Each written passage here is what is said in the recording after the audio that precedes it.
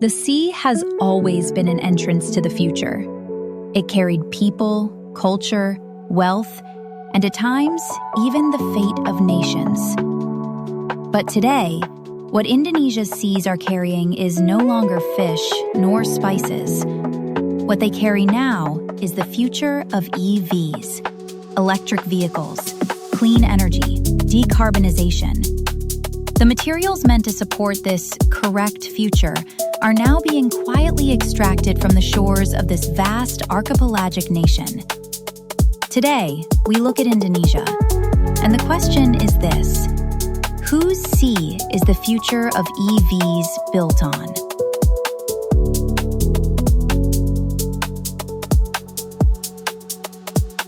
To begin with, nickel is one of the key materials used in EV batteries. As the world accelerates toward electrification, demand for battery minerals continues to grow. And at the center of that supply chain stands Indonesia. This country is no longer just a place where raw materials are dug out and shipped away. Indonesia has been trying to move further downstream, not merely exporting ore, but building refining capacity, processing infrastructure, and positioning itself inside the EV battery supply chain itself. So, the more the world moves toward decarbonization, the deeper Indonesia's soil is being opened. The cars of the future may be quiet, but before that silence, there is the sound of extraction. Exactly. And that is what makes Indonesia so important. It is not simply producing minerals, it is trying to reshape its role in the global industrial order.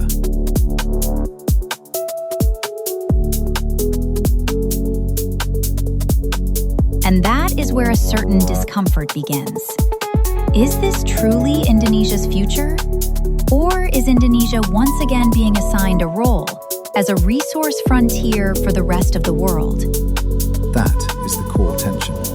Indonesia holds the resource, but much of the refining capacity and industrial leverage has been built with strong foreign involvement, especially from Chinese companies.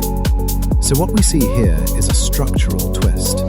A nation trying to reclaim sovereignty over its resources while also becoming deeply embedded in a global supply chain shaped by external capital and demand. The land is theirs. The ore is theirs. But the blueprint of value is not always fully in their hands.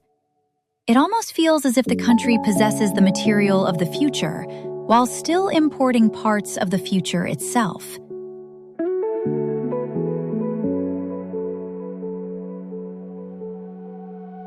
And then there is the environmental contradiction. Nickel is essential to the green transition.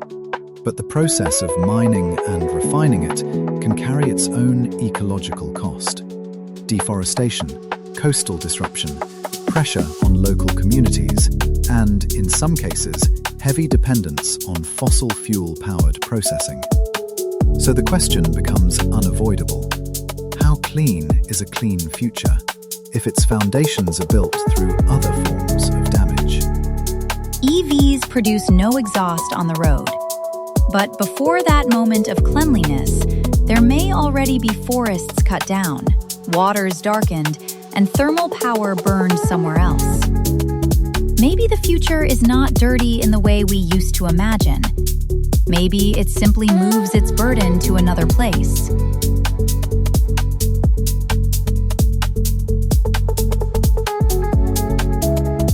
What matters here is not to reduce Indonesia to a victim of global demand.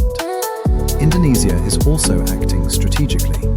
It is trying to evolve from a country that merely extracts to one that refines, prices, negotiates, and leads. That ambition is rational and, in many ways, successful.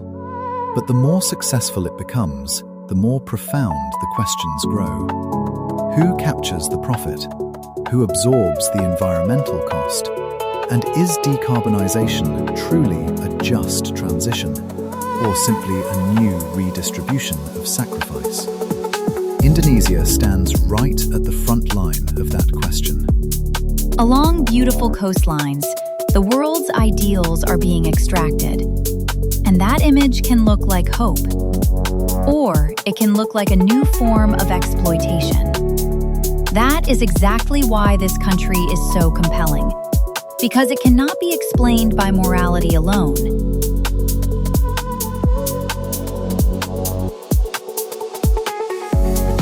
Indonesia is a resource nation sustaining the future of the world. But at the same time, it is also one of the first nations forced to absorb the contradictions of that future. Yes, the future of EVs is moving forward. But beneath it, there is someone's forest, someone's labor, someone's sea. Decarbonization is not only about reducing emissions.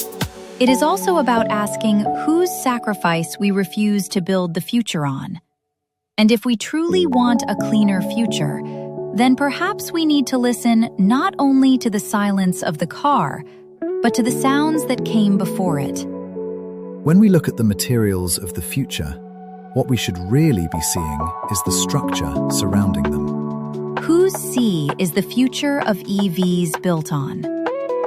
There are futures that can only begin with that question. Until the next field, this has been NEOTERRAIN.